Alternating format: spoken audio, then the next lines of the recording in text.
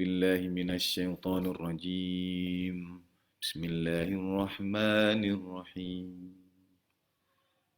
إن الله وملائكته يصلون على النبي يا أيها الذين آمنوا صلوا عليه وسلموا تسليما. اللهم صل وسلم وبارك على سيدنا محمد وآل سيدنا محمد. اللهم صل وسلم وبارك على سيدنا محمد وآل سيدنا محمد. اللهم صل وسلم وبارك على سيدنا محمد وآل سيدنا محمد وعجل فرجهم وارزقنا في الدنيا زيارتهم وفي الآخرة شفاعتهم. Bismillahirrahmanirrahim. Alhamdulillah rabbil alamin wa bihi nasta'in ala umuri dunya waddin. Wassalatu wassalamu ala asyrafil anbiya'i wal mursalin sayyidina wa maulana wa habibi ilahil alamin. Alladzi sumiya fis sama'i bi Ahmad wa fil ardi bi Abil Qasimil Mustafa Muhammad. Wa ahli baiti tayyibin at-tahirin la siyama baqiyatillahi fi ardin arwahuna wa arwahul alamina liturabi maqdamil fida wa sayyidatina Fatimah az-Zahra wa maulatina Khadijah al-Kubra wa jami'i ahli baitin nubuwah wa ma'dinir risalah wa anbiya'illahi wa rusulihi wa malaikatihi was-siddiqina wasyuhada'i wassalihin wa hasuna ulaika rafiqa. Assalamualaikum jami'an warahmatullahi wabarakatuh. Asyhadu an la ilaha illallah wahdahu la syarika lah wa asyhadu anna sayyidina maulana Muhammadan abduhu wa rasuluh la nabiyya ba'dah. Allahumma shalli wa sallim wa barik ala sayyidina Muhammad wa ali sayyidina Muhammad. Alhamdulillah rabbil alamin. Jumpa lagi dalam lanjutan book reading and wisdom sharing buku Risalah Anak Berlari. Kita membincangkan tentang bagaimana kekuatan kata dapat mempengaruhi kita semua. Bukan hanya dapat mempengaruhi pikiran manusia, dapat mempengaruhi kebahagiaan dan duka cita kita. Dari kata yang kita pilih, kita terhubung dengan makna yang kita raih. Memilih kata, memilah makna. Kata yang dipilih akan terkait erat dengan makna yang diraih. Nah, kita mencoba untuk melihat satu peristiwa dari berbagai perspektif, dari berbagai sudut pandang, untuk mengubah tempat berdiri kita untuk melihatnya dari kacamata yang lain. Sesuatu tidak seperti kelihatannya. Selalu ada yang lain di balik itu dan kadang-kadang ketergesaan kita memaksakan satu kenyataan untuk kita terima, padahal ada banyak hal lainnya di balik kenyataan yang kita pilih itu.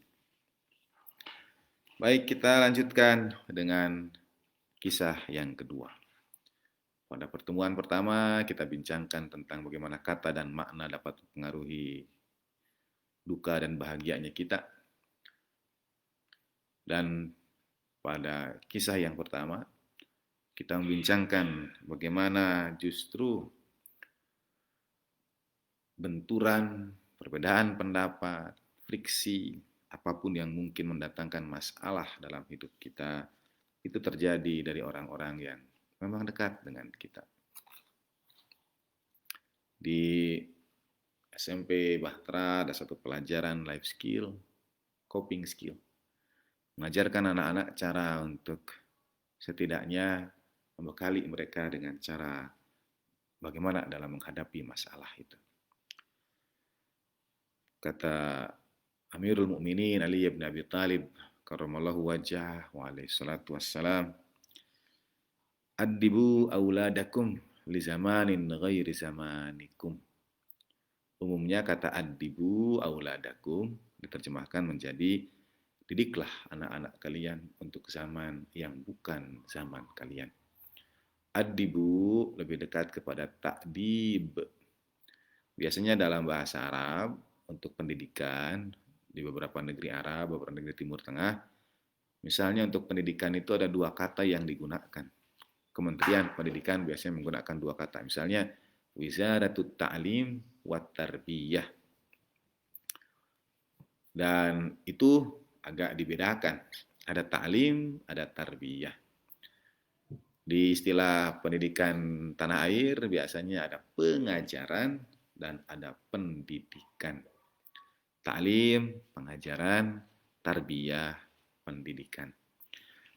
Kata ta'lim memang di situ ada penambahan ilmu yang mungkin terjemahkan menjadi pengajaran.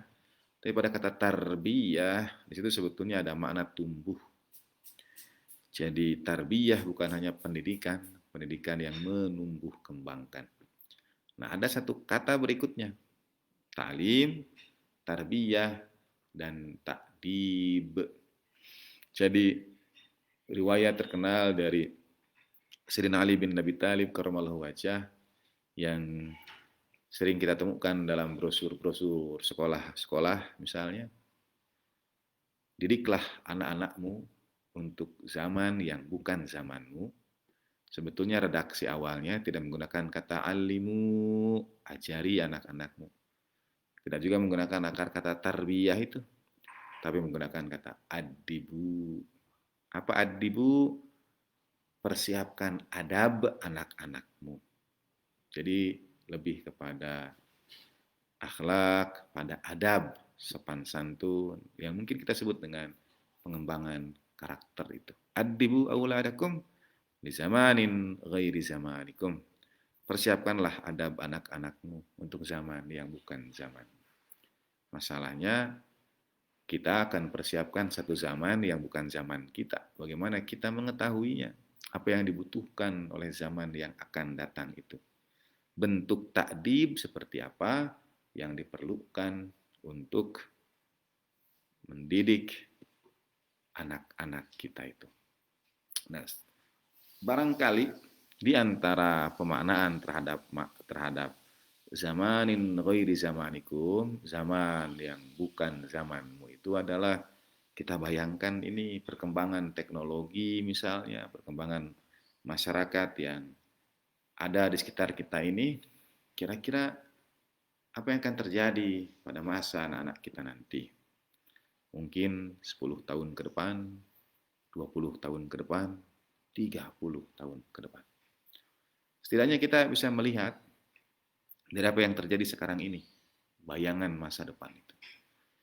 Yang terjadi sekarang ini adalah simpang siurnya sumber informasi. Beredarnya begitu banyak versi. Peristiwa bisa satu, tapi narasi yang dikembangkan itu bisa banyak, bisa tak terhingga. Dahulu ada industri-industri itu kan, orang disebut berkuasa, kalau punya tanah yang luas, maka mereka menginvasi, menganeksasi, dan sebagainya. Ada yang disebut berkuasa, kalau punya perkebunan yang luas, revolusi agrikultural. Atau yang menguasai dunia adalah mereka yang punya manufaktur, punya pabrik, punya mesin. Dan kita berada bahkan sudah melewati satu masa ketika dunia dikuasai oleh mereka yang menguasai informasi. Mereka yang menguasai berita, sudut pandang, dan lain sebagainya. Sempat ada seorang kawan saya yang berseloroh bahwa konsep Dajjal yang dimaksud boleh jadi bukan Dajjal dalam bentuk fisik saja, tapi mendahuluinya itu adalah sistem dunia yang terpusat pada satu mata, berorientasi pada satu sudut pandang. Jadi kita diatur cara pikir kita, cara kita merasa, cara kita berbudaya, dan lain sebagainya, diatur oleh satu sudut pandang. Dan kata kawan saya itu, sebetulnya sudah ada di ruang-ruang rumah kita, bahkan di ruang paling privat di antara kita sekalipun. Apa itu? Layar televisi kita. Termasuk juga yang kita genggam sekarang ini. laptop, kamera, handphone. Mengapa? Karena dunia kita akan dibentuk oleh informasi yang disajikan melalui layar yang satu mata itu. Tetapi menurut saya sekarang kita bergerak. Masa depan itu bukan hanya bagi yang memiliki informasi. Masa depan adalah bagi mereka yang dapat mengolah informasi, dapat mengaturnya, memanage informasi. Dan barangkali itu menjadi satu pembicaraan tersendiri. Tapi kita bayangkan ragam informasi itu, perkembangan dunia digital, teknologi, media sosial, dan sebagainya, dan anak-anak kita akan hidup di dalamnya. Anak-anak kita akan bergabung dengan begitu banyak generasi ketika kita mengenal ada yang disebut mainstream, ada non-mainstream, industri, semuanya berujung kepada apa istilah kalau di YouTube sekarang ini siaran kita juga monetisasi, ya, monetize. Jadi semua berujung pada monetizing. Semuanya dihitung dengan algoritma tertentu, programming tertentu, menghasilkan pundi-pundi materi untuk pemilik dan yang memprogram alat-alat yang kita gunakan sekarang ini. Yang sedang populer misalnya adalah aplikasi dari huruf T itu, ya. Dan menariknya, jutaan orang mengikutinya tanpa mereka beroleh sepeser pun pendapatan.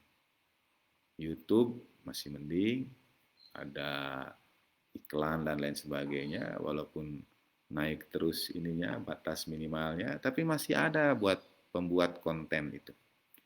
Tapi aplikasi T itu sama sekali tidak ada. Dan orang dengan sukarela menyumbangkan konten-konten, menyumbangkan apa yang ada dalam hidupnya untuk pundi-pundi pemilik aplikasi itu.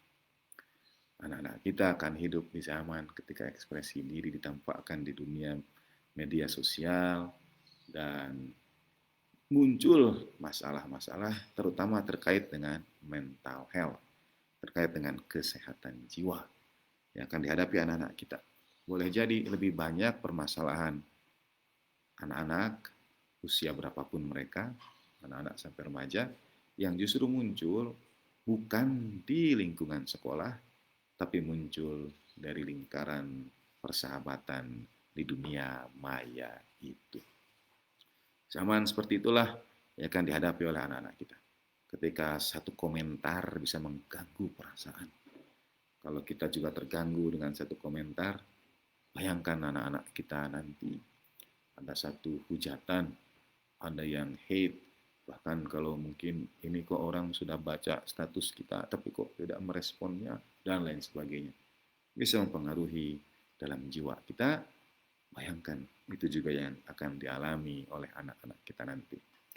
Jadi kami berusaha membekali dengan sebuah mata pelajaran atau sebuah perbincangan di ruangan kelas yang kita sebut dengan coping skill. Jadi skill, life skill, kecakapan hidup untuk mengatasi masalah.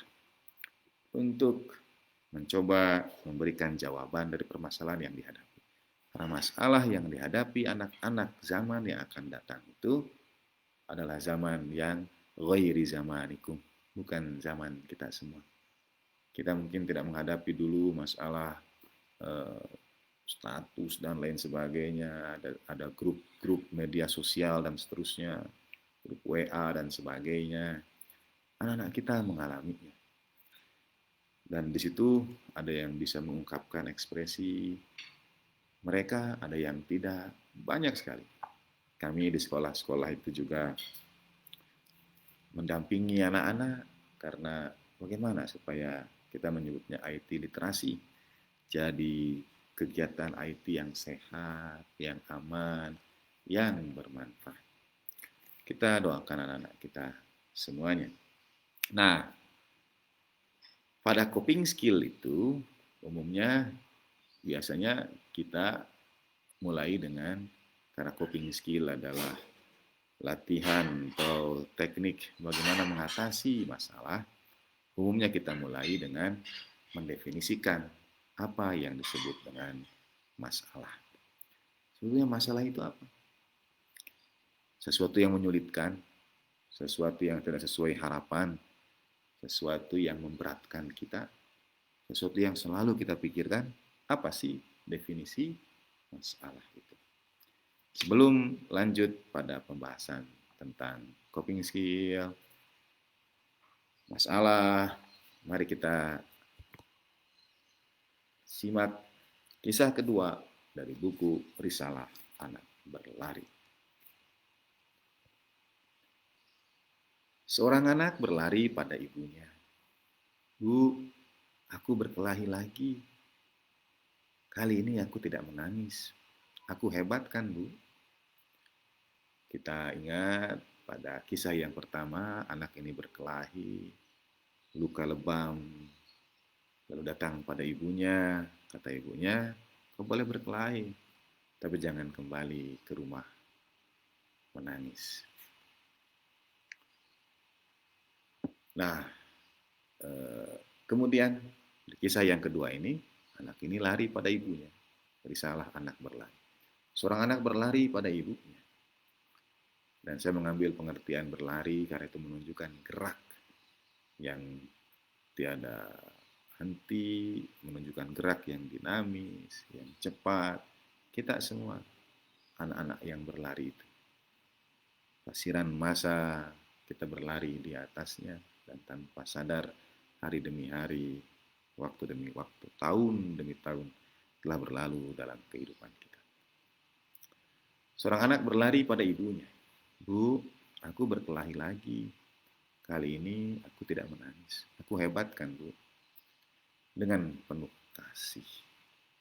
Pada kisah yang pertama, ibu menjawab dengan bijak, tanpa panik dan rasa kalap. Sikap pertama adalah bijak, tanpa panik dan rasa kalap. Pada kisah yang kedua ini, ibu menjawab dengan penuh kasih.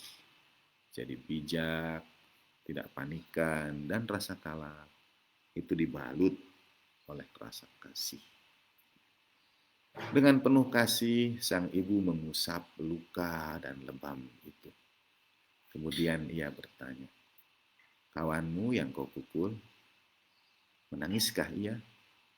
Iya, Bu. Siapa yang memukul pertama? Dia, Bu. Temuilah ia, mintakan maafnya. Bukan karena engkau berkelahi dengannya, tapi karena kau tak ikut menangis untuk dia, untuk kawanmu itu. Aku tak mengerti, Bu. Engkau tidak menangis karena angkuhmu. Engkau tidak menangis karena sombongmu. Menangislah karena kau tidak menghormatinya. Menangislah karena kau tak merasakan kesedihanmu. Menangislah karena kau tak menjawab perhatianmu. Tapi Bu, perhatian mana yang aku abaikan? Kesedihan bagaimana yang tak kurasakan? Bukankah aku menghormatinya dengan membalas pukulannya? Anakku sayang, jalan keras adalah keputusasaan. Tubuhmu ini lentur di mana-mana.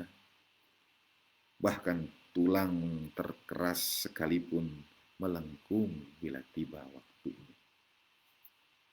Bila rapuh di dalam, keras ia di luar.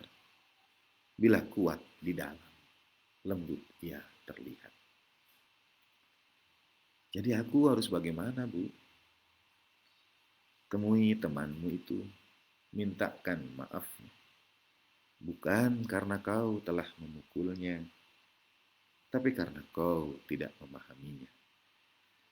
Ketahuilah, nak, setan memainkan godaannya. Tipuan terbesar setan adalah meyakinkan dunia bahwa ia sebenarnya tidak ada. Kisah kedua berakhir di situ. Kita akan berikan pemaknaan tentang kisah ini.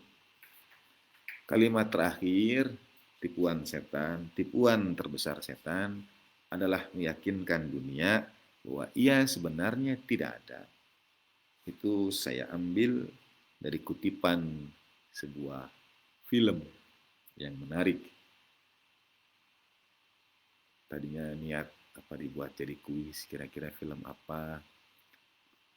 Film yang bagi saya cukup menarik dari sisi plot, dari sisi cerita.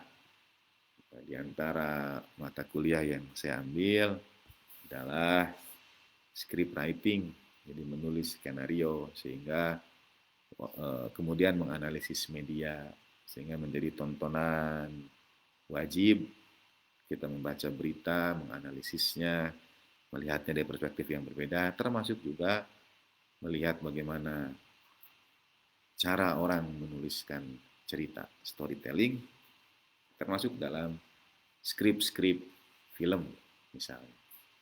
Nah, kalimat terakhir itu, tipuan terbesar setan adalah meyakinkan dunia bahwa ia sebenarnya tidak ada, diambil dari sebuah film saya kira rilis mungkin tahun 90-an, 96, 97 barangkali, dengan judul The Usual Suspect.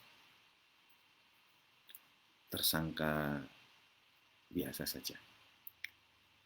Itu kalimat bahasa Inggrisnya berbunyi, the greatest trick the devil has ever pulled is to convince the world that he does not exist.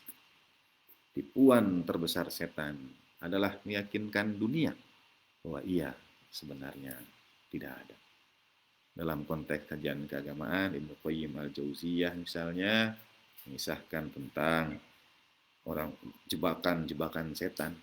Dan ada kelompok ya, setan tidak perlu menjebaknya pun. Dia sudah tergelincir, terjerumus sendiri. Atau ia merasa berbuat kebaikan, padahal itu jebakan. Ketika kita merasa setan tidak ada, disitulah setan berhasil memperdaya kita. Nah, kembali pada kisah ini.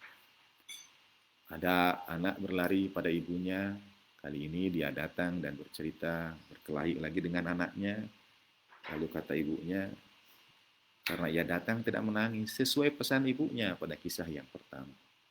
Tapi dalam kisah ini, satu peristiwa yang sama diberi dengan makna dari sudut pandang yang berbeda. Bila pada kisah yang pertama, anaknya menangis, ibunya melarang untuk menangis. Kita kisahkan itu pada pertemuan sebelumnya. Kali ini anaknya mendengarkan pesan ibunya itu, ia berkelahi dan tidak menangis. Tapi kemudian kata ibunya, kawanmu yang kau pukul, menangiskah dia? Iya, Bu. Siapa yang menangis? Siapa yang memukul pertama? Dia, Bu. Siapa yang memulai permasalahan itu? Dia, Bu. Temui ia, mintakan maafnya. Bukan karena engkau berkelahi dengannya, tapi karena kau tak menangis untuk dia, untuk kawanmu itu. Aku tak mengerti, Bu. Engkau tak menangis karena angkuhmu. Engkau tak menangis karena sombongmu. Menangislah karena kau tak menghormatinya. Menangislah karena kau tak merasakan kesedihannya. Menangislah karena kau tak menjawab perhatiannya. Dalam kajian coping skill di SMP Bahtera, ketika anak-anak itu saya minta untuk mendefinisikan masalah, mereka mengatakan masalah sesuatu yang tidak sesuai harapan, yang berat, yang tidak nyaman dirasakan, yang selalu kepikiran, dan lain sebagainya. Kemudian kami berdiskusi, mengapa menurutmu masalah itu seperti itu, dan seterusnya. Kita diskusi dengan anak-anak. Kemudian saya menyampaikan versi saya, definisi saya tentang apa yang disebut masalah. Biasanya kan, di papan tulis, saya tulis huruf besar, masalah. Gitu. Dan definisi saya tentang masalah sederhana. Masalah adalah, saya tuliskan di papan tulis itu di depan dan di akhir. Masalah adalah sesuatu yang dipermasalahkan. Definisi masalah sederhana. Masalah adalah sesuatu yang dipermasalahkan. Dan kita punya kekuatan, kita punya pilihan, apakah akan mempermasalahkan atau tidak. Kalau iya kita permasalahkan jadi masalah. Kalau iya tidak kita masalahkan, iya tidak jadi masalah. Lagi-lagi sudut pandang. Misalnya jalanan macet, ya kalau kita sedang ada yang kita tuju, kita kejar, kita akan merasa jalanan macet ini masalah. Tapi bagi keluarga yang sedang menikmati kebersamaannya, atau bagi pasangan baru dan lain sebagainya, jalanan macet tidak apa-apa. Mereka tidak mempermasalahkannya, justru menikmati waktu kebersamaan itu. Jadi sesuatu disebut masalah kalau kita permasalahkan. Nah, kadang-kadang benturan itu terjadi di antara kita ketika kita berbeda definisi pada apa yang mesti kita permasalahkan. Antara suami dengan istri, ayah dengan anak, prioritas mempermasalahkan itu bisa berbeda. Menurut kita ini penting, menurut keluarga tidak penting, dan lain sebagainya. Termasuk misalnya dalam kisah ini, temuilah kawanmu itu, kata ibu ini lagi, mintakan maafnya bukan karena engkau berkelahi dengannya. Mengapa? Karena perbedaan itu tidak terhindarkan. Kita bincangkan pada pertemuan yang lalu. Selalu saja ada gelas yang berdekatan akan bertentang. Tapi mintakan maafnya karena kau tak menangis untuk dia, untuk kawanmu itu. Aku tidak mengerti, Bu. Engkau tak menangis karena angkuhmu, engkau tak menangis karena sombongmu. Menangislah karena kau tidak menghormatinya. Menangislah karena kau tak merasakan kesedihannya. Menangislah karena kau tak menjawab perhatian. Jadi sebetulnya yang ingin saya sampaikan melalui kisah ini, sebetulnya setiap masalah tidak pernah berdiri sendiri. Karena masalah adalah sesuatu yang dipermasalahkan, maka ada rangkaian panjang sebab akibat. Ada jaring laba-laba teramat rumit, teramat kompleks dalam pikiran kita, dalam perasaan kita, yang mungkin tinggal membutuhkan pemicu saja, membutuhkan trigger saja, penyebab amarah kita itu. Penyebab kita mempermasalahkan sesuatu itu sebetulnya bukan pada peristiwa itu sendiri, tapi pada berbagai latar belakang yang ada sebelumnya. Saya tidak tentu tentang hal ini kita mesti merujuk kepada ahli-ahli ilmu jiwa, para psikolog. Tapi saya percaya hampir tidak ada yang datang itu tiba-tiba. Kalau kita marah, sebetulnya bukan karena itu saja, tapi karena ada banyak peristiwa yang lain. Boleh jadi amarah kita pada anak-anak kita, sebetulnya karena ketidakmampuan kita untuk meluapkan emosi, meluapkan masalah pada sahabat-sahabat kita, di ruang kerja kita, di kantor, di usaha kita, di bisnis kita, dan sebagainya. Sehingga anak-anak sebetulnya hanya menjadi objek pelengkap penderita saja. Anak-anak itu sebetulnya hanya menjadi lampiasan amarah kita saja. Kita marah pada dunia, tapi kita tidak bisa melampiaskannya. Maka jadilah anak-anak kita korban dalam tanda petik kekesalan kita pada dunia di sekitar kita, atau pada hal-hal yang lain yang ada di sekitar kita. Tidak pernah ada orang datang murni karena masalah itu dipermasalahkan, tetapi karena ada latar belakang yang lainnya. Termasuk kalau kita punya produk, kalau kita punya jasa, lalu ada orang yang kecewa, sebetulnya bukan hanya karena satu itu saja, ada banyak rentetan peristiwa sebelumnya.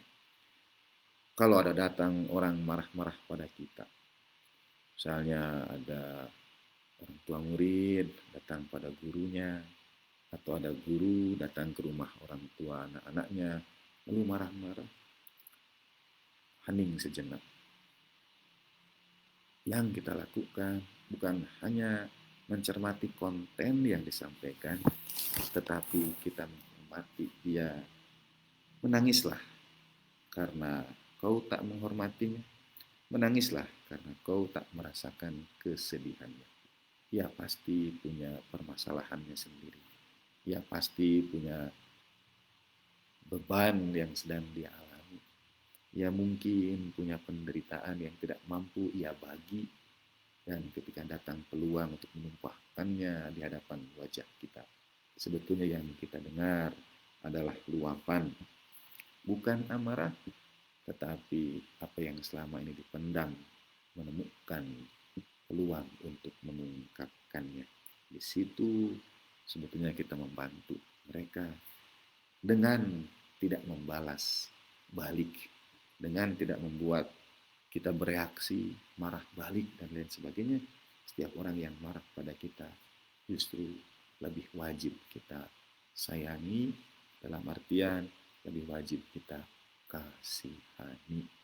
Kasihan sebetulnya dia itu, karena jalan menyelesaikan masalahnya mesti dengan marah-marah. Jadi kalau ada yang marah-marah pada kita dan lain sebagainya, yang kita lakukan pertama adalah memakluminya, bukan hanya menyayangkannya, tapi juga menyayanginya, mengasihaninya dalam artian menaruh iba kepadanya. Ia pasti punya segudang permasalahan yang sedang ia hadapi. Menangislah karena kau tak menjawab perhatiannya. Ini baru setengah dari kisah yang kedua ini. Ada lanjutannya lagi, tapi ini sudah hampir setengah jam, dan biasanya kita setengah jam di kajian, setengah jam lagi di diskusi dan tanya jawab. Jadi saya akan lanjutkan, tapi kiranya sudah ada komentar apa saja dari Ibu dan Bapak terkait apa yang kita bincangkan sore hari ini, dipersilahkan. Apakah sudah terhubung juga dengan ya, berarti dari Ibu dan Bapak yang ada di akun FB ini, dipersilahkan kalau ada hal-hal yang ingin disampaikan. Dalam hadis itu disebutkan tentang orang yang paling lemah, a'jazun nas. Man a'jazun nas? Siapakah orang yang paling lemah? Kira-kira boleh ditulis di room chat. Siapa orang yang paling lemah itu? Orang yang paling lemah. Orang yang paling tidak bisa berbuat sesuatu apapun juga. Yang justru mesti kita maklumi, mesti kita kasihani. Saya lanjutkan. Tapi Bu, perhatian mana yang aku abaikan? Kesedihan bagaimana yang tak kurasakan? Bukankah aku menghormatinya dengan membalas pukulannya? Anakku sayang, ini juga bagian akan kita bahas yang akan datang. Anakku sayang, jalan keras adalah keputusasaan. Jalan keras adalah keputusasaan. Tubuhmu ini lentur di mana-mana. Tubuh kita ini mengajarkan lentur di mana-mana. Tubuh kita sekali lagi lentur. Diraba di bagian mana saja tubuh kita ini, disentuh di bagian mana saja, lentur. Bahkan tulang terkeras sekalipun melengkung bila tiba waktunya. Misalnya tulang belakang kita atau tulang-tulang dalam tubuh kita ini akan dimakan usia, suatu saat akan melentur. Kita akan ruku, dipaksa untuk ruku pada Allah Subhanahu wa Ta'ala seiring dengan pertambahan usia kita. Nah, tubuhmu ini lentur, anakku sayang, jalan keras adalah keputusasaan. Tubuhmu ini lentur di mana-mana. Bahkan tulang terkeras sekalipun melengkung bila tiba waktu. Kalimatnya sebetulnya dari riwayat.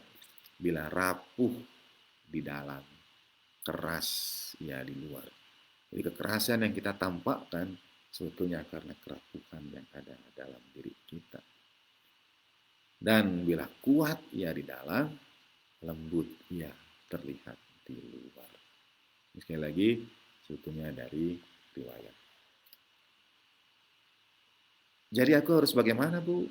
Temui temanmu itu, mintakan maafnya, bukan karena kau telah memukulnya, tapi karena kau tidak memahaminya. Setiap orang datang pada kita dengan masalah, orang datang kita dengan amarah, kita tidak memahami yang bersangkutan. Ketahuilah, nak, setan memainkan godaannya. Setan itu paling senang, ada banyak hadisnya, bisa digali, bisa jadi kajian tersendiri. Intinya, setan paling senang kita bertengkar. Setan paling senang kita diadu domba. Dan setan paling tidak senang kita rukun dan damai. Setan paling tidak senang kalau orang ada bersahabat baik-baik saja.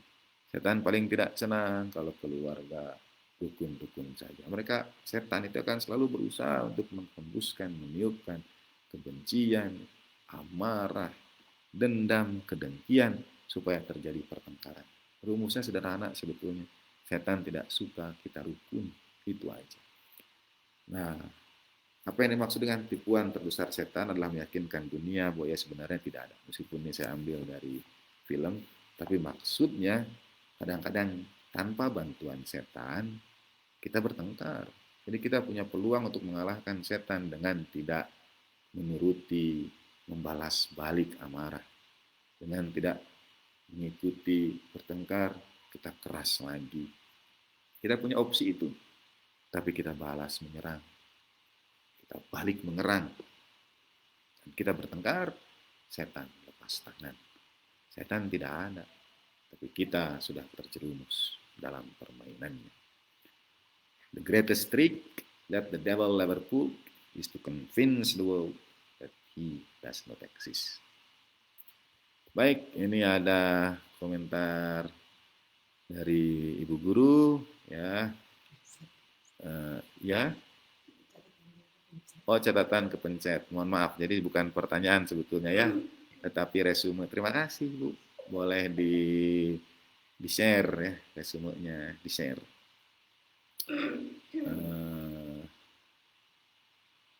Kisah kedua, menangislah karena kau tidak merasakan kesedihannya. Saya menangkap pesan bahwa kita sepatutnya prihatin dan gelisah kalau tidak bisa merasakan luka hati orang lain. Tidak punya empati. Betul sekali.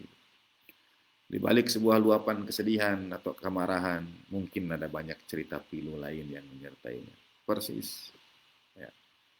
Tuh, terima kasih katanya Bu, resumenya izin di-save, boleh kopas dan lain sebagainya. Terima kasih ya untuk di-share. Ya, baik. Berarti tidak ada setan di antara kita dan seterusnya. Ya, oke. Itu belum ada komentar atau pertanyaan. Terima kasih atas partisipasi Ibu dan Bapak semua. Terima kasih juga kalau bisa menyebarkan pesan-pesan yang kita bincangkan di sini. Ya, mudah-mudahan ada hikmah kita sebut ya. Mudah-mudahan ada manfaat dari apa yang bisa kita bincangkan di sore hari ini. Ada waktu sekitar 20 menitan. Saya cukupkan tadi. Sekali lagi menunggu kiranya ada pertanyaan dari Ibu dan Bapak atau komentar atau pengalaman pribadi. Tentu karena ini live di FB, tidak seperti Zoom misalnya atau fasilitas lainnya yang bisa bercerita dengan lisan. Ini mesti digambarkan dengan tulisan. Tapi untuk menyingkat, ini menambah dari resume yang sudah dibuat. Nah, ini ada jawaban dari Ibu Isti. Saat terlemah diri kita, ketika kita sedang marah,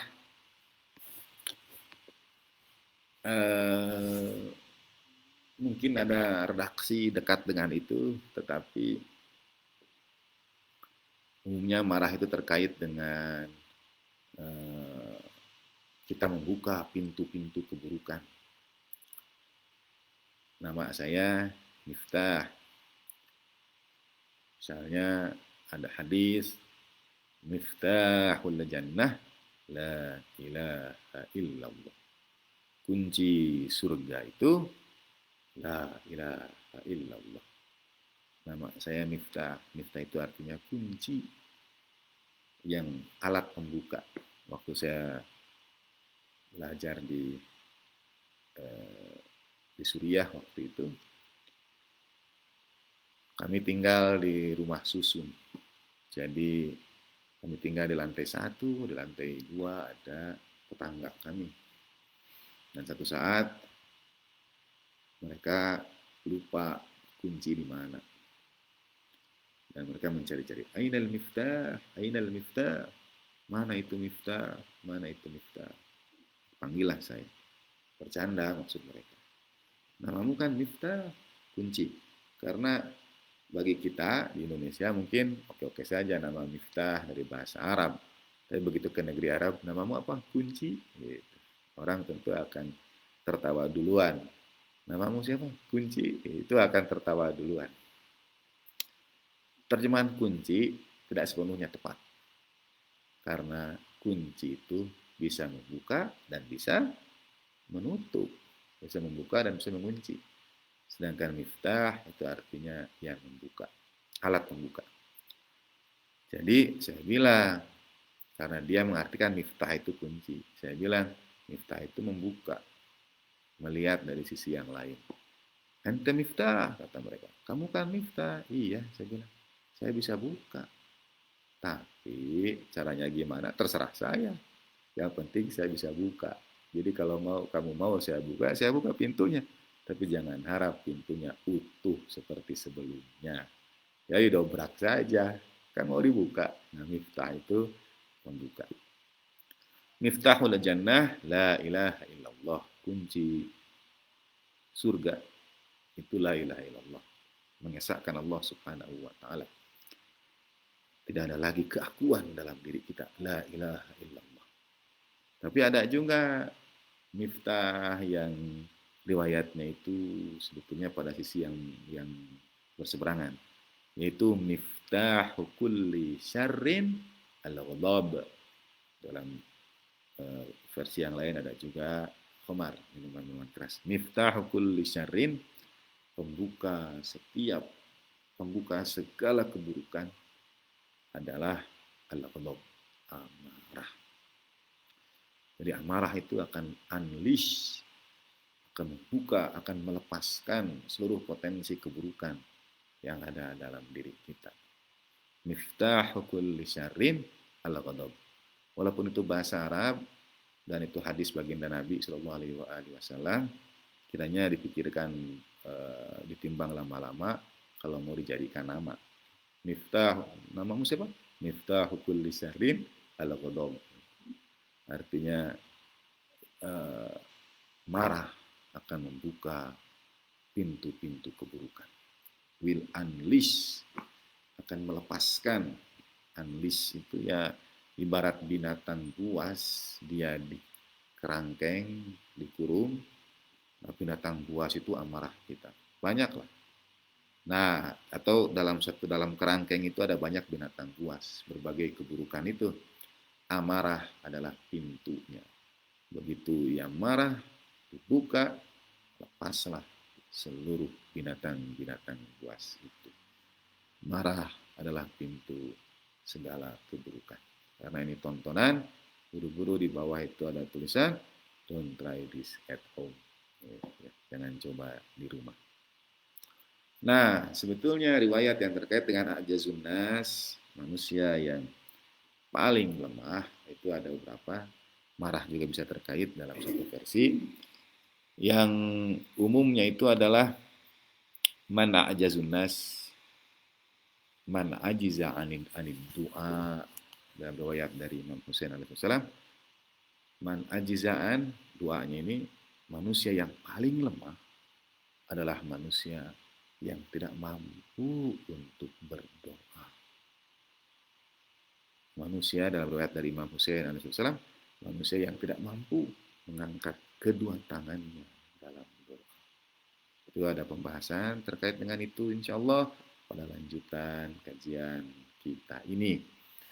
Adapun yang terkait dengan persahabatan, ada riwayat dari Sayyidina Ali bin Abi Thalib alaihissalam wa karramallahu wajhah. Diriwayatkan dalam Al-Amali halaman 110. A'jazun nas, kalau tadi man ajiza anid doa, orang yang paling lemah adalah orang yang tidak mampu berdoa. Insya Allah dalam lanjutan kajian kita akan sampai juga pada makna manusia paling lemah adalah manusia yang tidak mampu berdoa. Dalam riwayat dari Sayyidina Ali bin Abi Thalib karramallahu wajhah, a'jazun nas man ajiza anil iktisabil ikhwan. Manusia yang paling lemah adalah ia yang tidak mampu beroleh kawan. Itu manusia yang paling lemah. Man ajiza an iktisabil ikhwan. Tetapi ada lagi yang lebih lemah dari itu. Menurut Sayyidina Ali bin Abi Thalib karramallahu wajhah. Wa a'jazu minhu man dhayya'a man dhafira bihi minhum.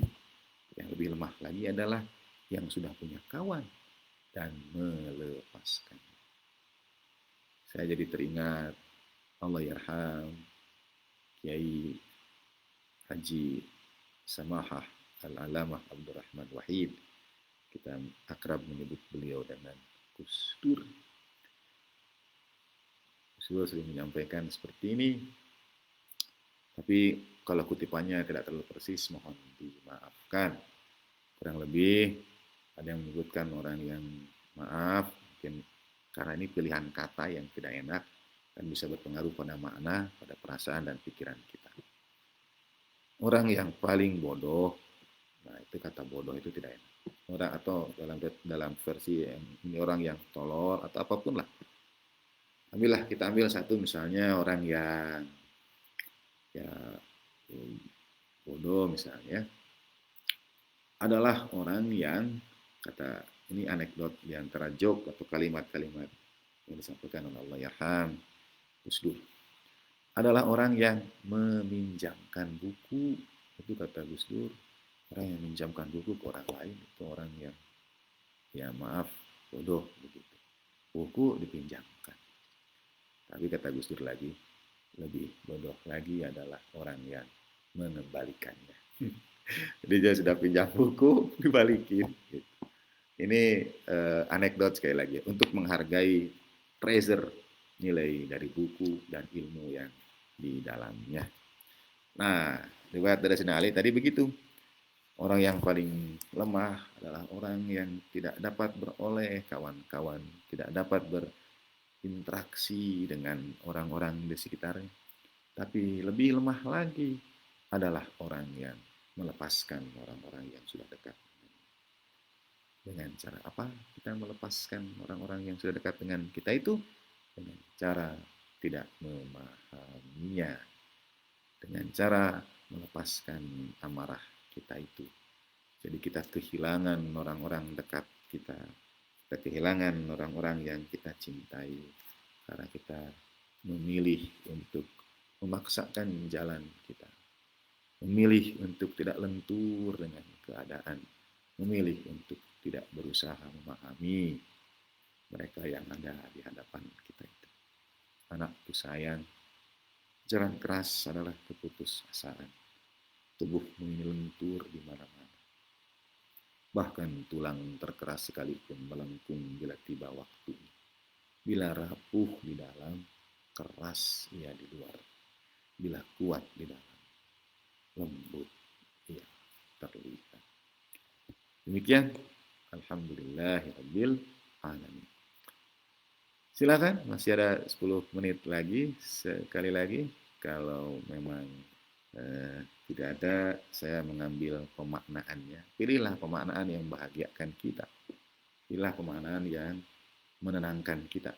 Jadi misalnya, tidak ada pertanyaan, oh itu artinya, alhamdulillah Ibu dan Bapak menikmati kajian ini, mendengarkannya dengan seksama, dan lain sebagainya. Untuk kebahagiaan kita, pilihlah makna yang terbaik. Karena memilih makna yang terbaik, saya tidak akan menyampaikan contoh pemaknaan yang tidak baik.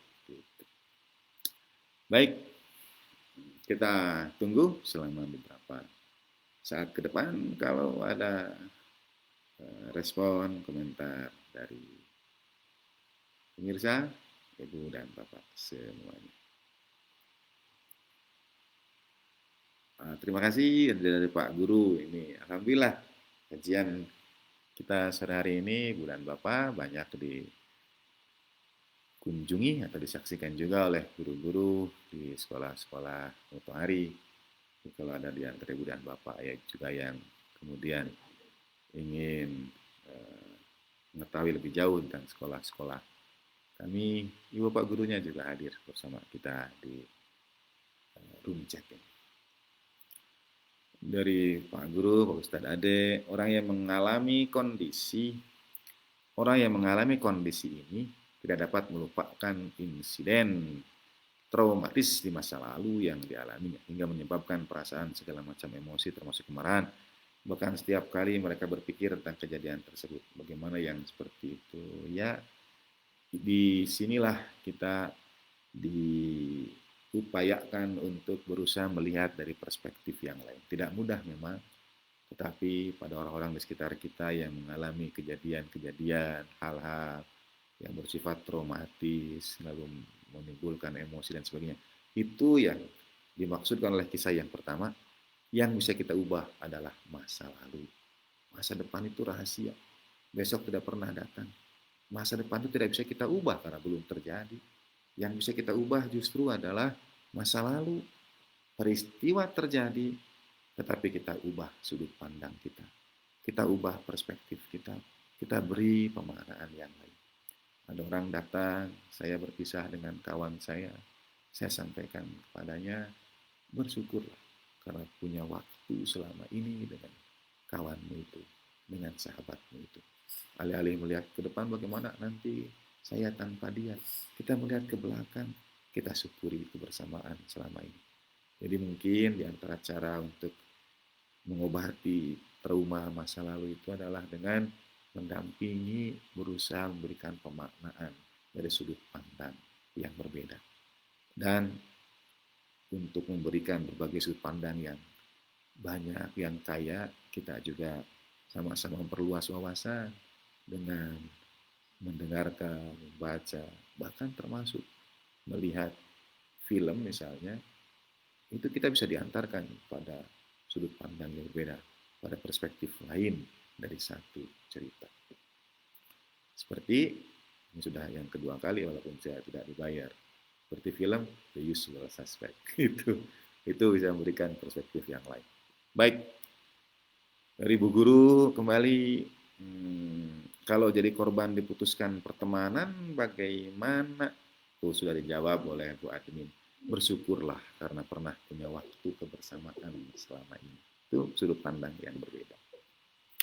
Terima kasih juga dari orang tua murid. Di sini ada orang tua murid sekolah kami juga, alhamdulillah terobati kangen sesi parenting di SCM di Sekolah Cerdas Mutaria.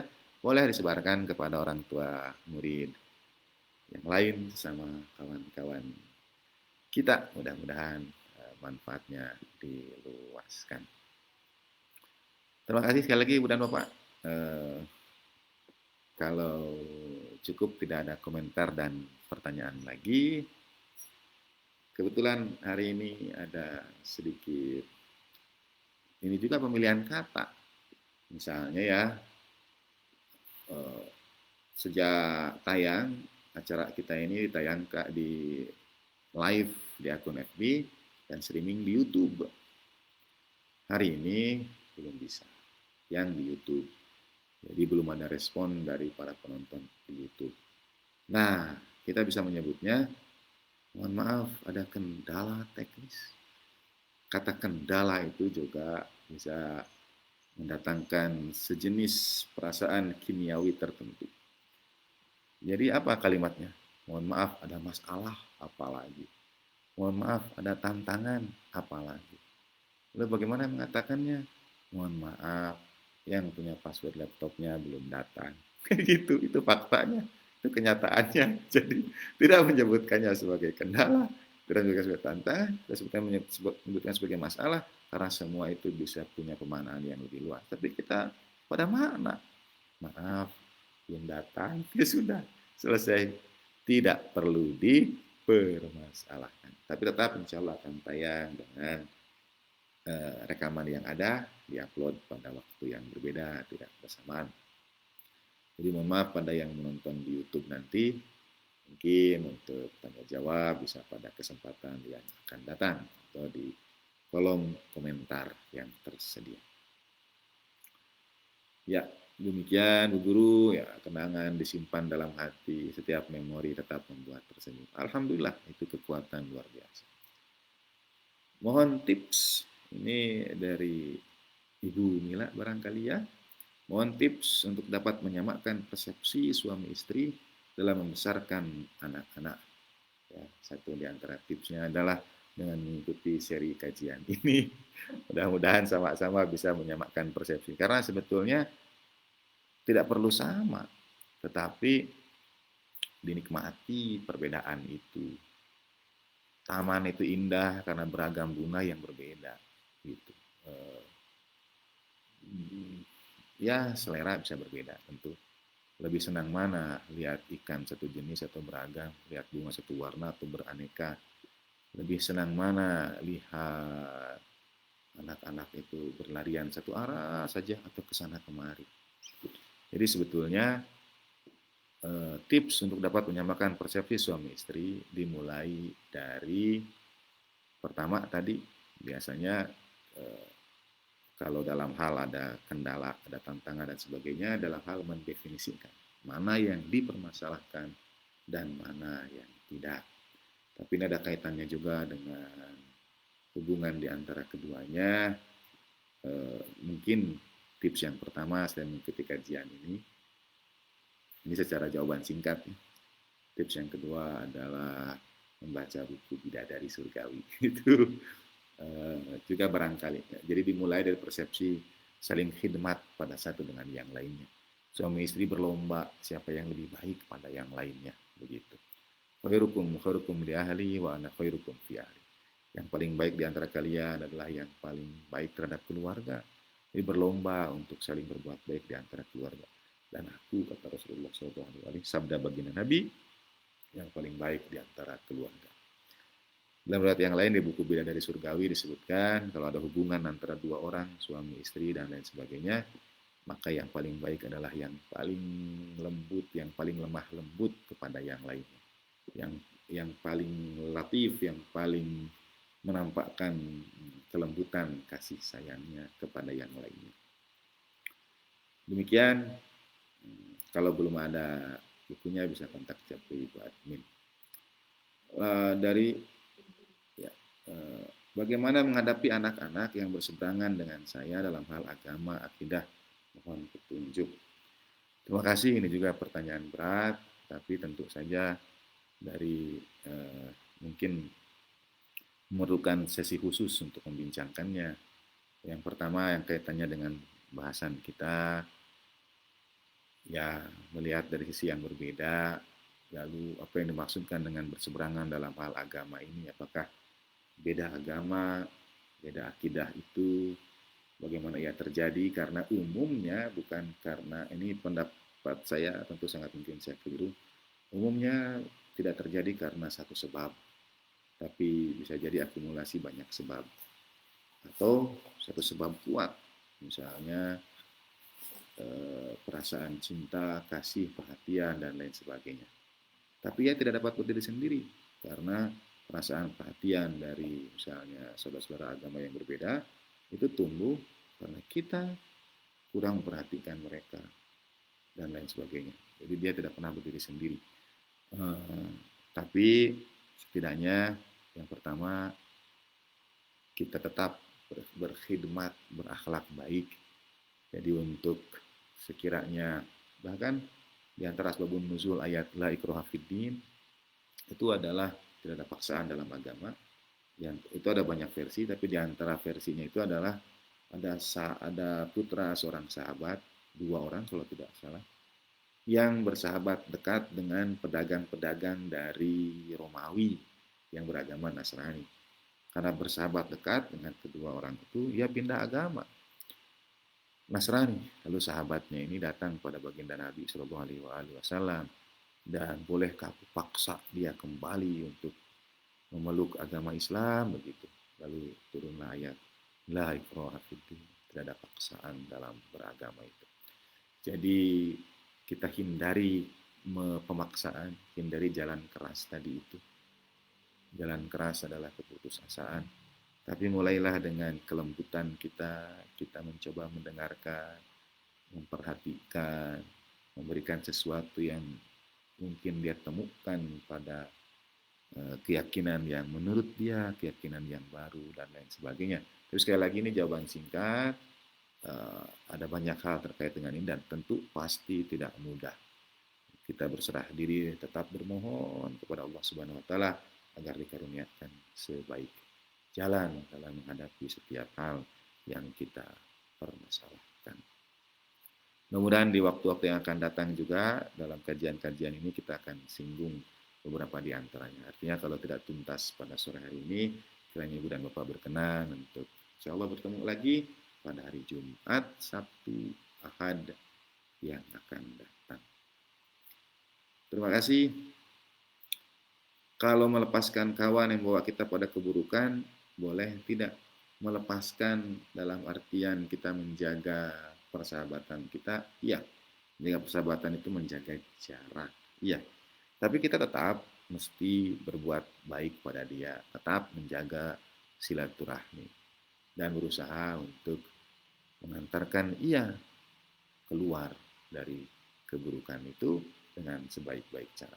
Justru untuk tidak kita tinggalkan dengan dalih misalnya karena yang bawa kita pada keburukan kita tinggalkan. Nah, kita jaga jarak. Al-Quran itu indah. Dalam surat Al-Muzammil, a'udzubillahi minasyaitonirrajim, kalimatnya itu begini. Ini pemaknaannya lagi-lagi memerlukan sesi khusus juga, tapi ya, Al-Quran itu indah, selalu menarik kita. Surat Al-Muzammil, surat ke-73 ayat 10. A'udzubillahi minasyaitonirrajim. Wasbir ala ma yaqulun wahjurhum hajran jamila. Dan bersabarlah atas apa yang mereka ucapkan, lalu wahjurhum hajran jamila. Dan abaikan mereka dengan pengabaian yang baik, yang indah. Jadi kita lepaskan kawan kita jaga jarak dengan kawan kita, tapi dengan pelepasan yang indah. Bagaimana itu? Dengan jaga jarak yang indah. Jauh, kalau terjemahan kementerian, mudah terbaca. Dan bersabarlah terhadap apa yang mereka ucapkan, dan jauhilah mereka dengan cara yang baik. Jauhilah mereka dengan cara yang baik. Bagaimana? Menjauhkan tidak baik. Misalnya, jamilah bukan sekedar baik. Jamilah itu indah. Jadi kalau ada kawan yang tadi membawa kita pada keburukan, mau kita lepaskan, lepaskanlah dengan cara yang indah. Bagaimana? Itu tadi, dengan sebetulnya tidak benar-benar melepaskan. Mungkin dengan berusaha mengingatkan juga agar ia mudah-mudahan dibawa pada jalan yang baik keluar dari keburukan. Demikian Ibu dan Bapak. Terima kasih semuanya atas kebersamaan kita pada sore hari ini. Mari kita antarkan doa untuk orang-orang yang selama ini tidak kita hormati, menggunakan bahasa di buku ini, yang tidak kita dengarkan kesedihannya, orang-orang yang punya hak atas diri kita, yang tidak kita jawab perhatian mereka.